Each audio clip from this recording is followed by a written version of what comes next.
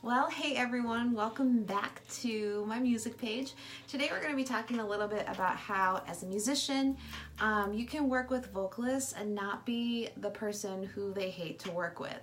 I work with a lot of different musicians, vocalists, whoever, and the number one complaint that I get from people who are working live with them is they don't listen, they don't know the tempo, they don't play the right chords.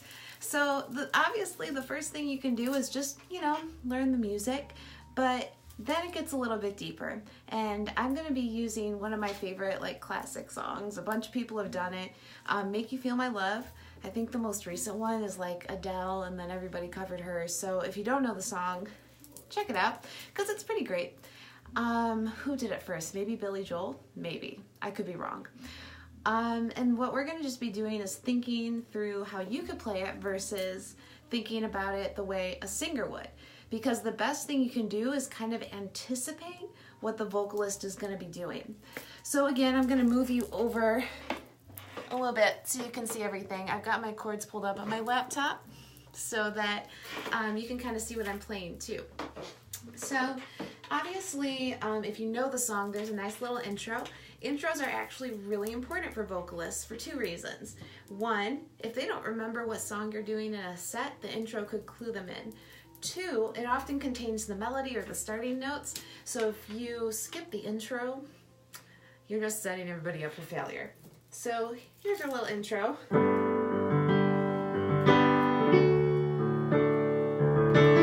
Make sure you get the licks in.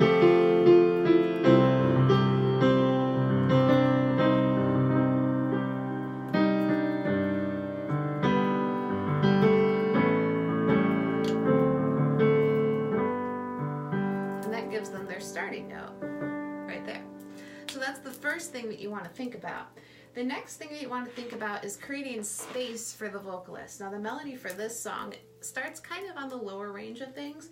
So if the vocalist is here, when the rain is blowing in your face, you want to make sure that you're above or below it. Because if everything's on top of itself, it just doesn't stand out as well. So you want to make sure that if they're here, you create a little space. So you do your little intro.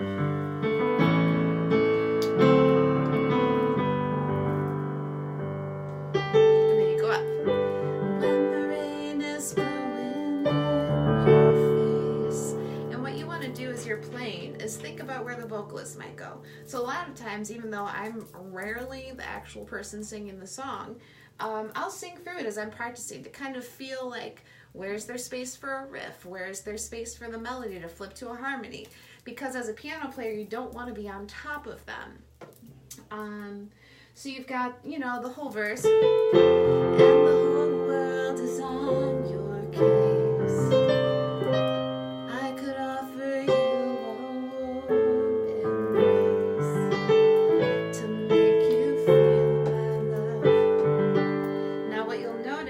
As you start playing through and singing through some of it, you'll start thinking like a vocalist, even if you aren't one, because you'll realize, okay, so the regular melody, to make you feel my love, could lend itself really nicely to a riff. To make you feel my love. So you want to make sure not to ad-lib too much as a pianist when they're in the middle of their verse. Now, you could go into, I'm pretty sure this is a chorus and not a bridge. What I'm looking at is calling it a bridge, but like that high part. I know you haven't made your mind up yet, but I would never do you wrong. What you want to make sure is two things. First thing is that this particular part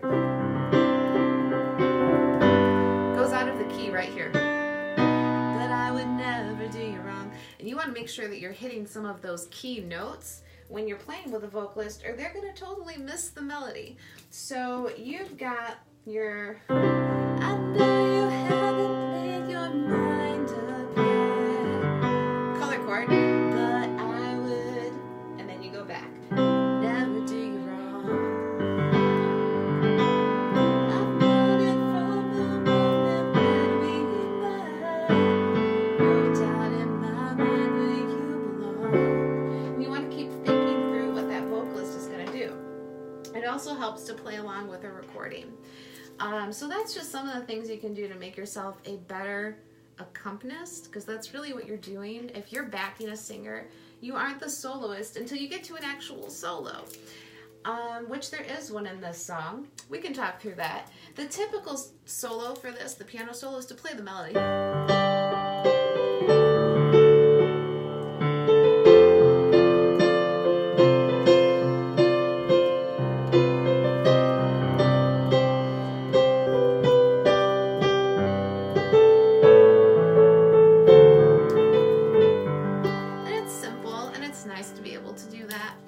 But you could also start riffing a little bit. So if you're trying to figure out your solo and you don't want to play just the melody, then what you could probably do instead is pick a couple notes you like.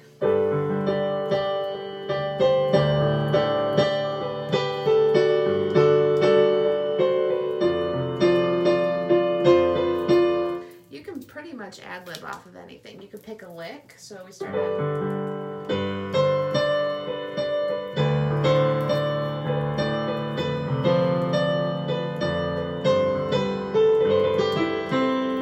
anything really can become a solo if you repeat it a couple times, if you develop it. So that's another way that you can start really working out a good piano solo. And what you want to do if you are playing with a vocalist, at the end of your solo, make sure they know your ending. Lead them back in. I can make you happy, make your dreams come true. No, there's nothing that I would not do. You can pretty much just make sure that they know where they're at. Because if you lose the rest of the band or you lose the vocalist you're working with, you're either going to have like a 5-minute solo or you're never going to get hired again. And I mean, neither one of those are really that great. So you want to make sure that you know what you're doing.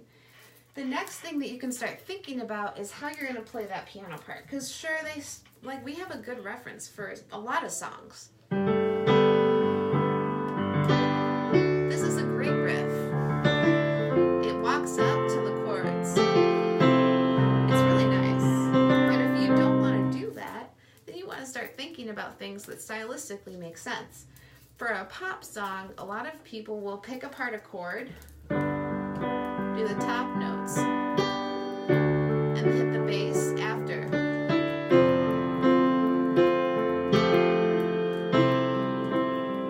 Maybe some walk-ups, you could just keep that in your left hand.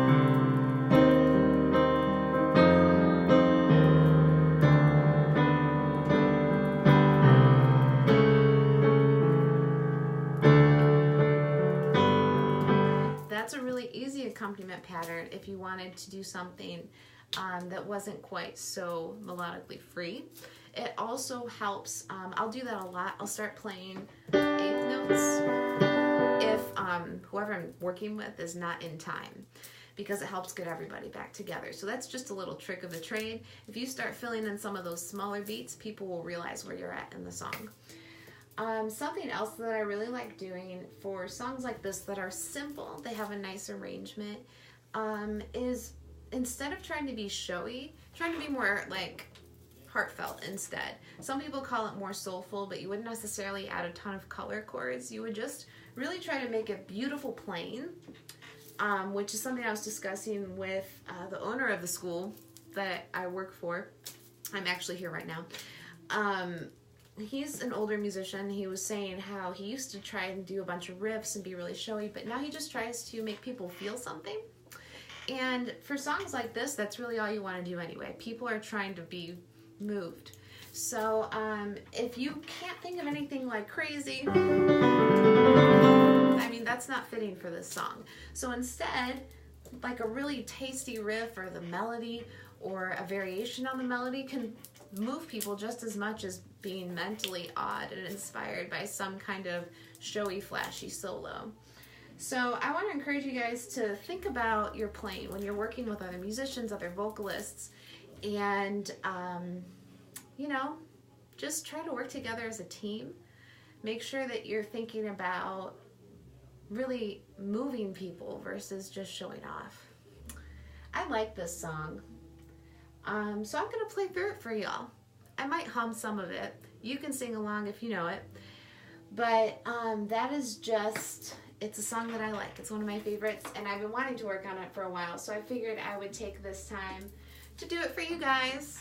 And you don't have to listen to my singing, because I work with amazing vocalists. I'm just fairly average, but I like the song, so we're gonna go through it today.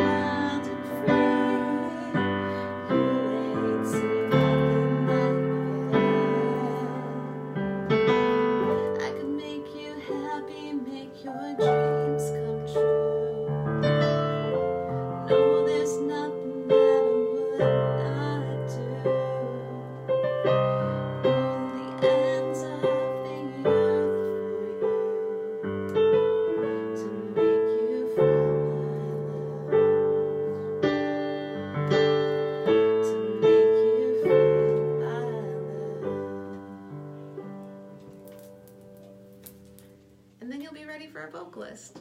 I hope that's helpful. I hope you enjoyed it, and I'll see y'all tomorrow.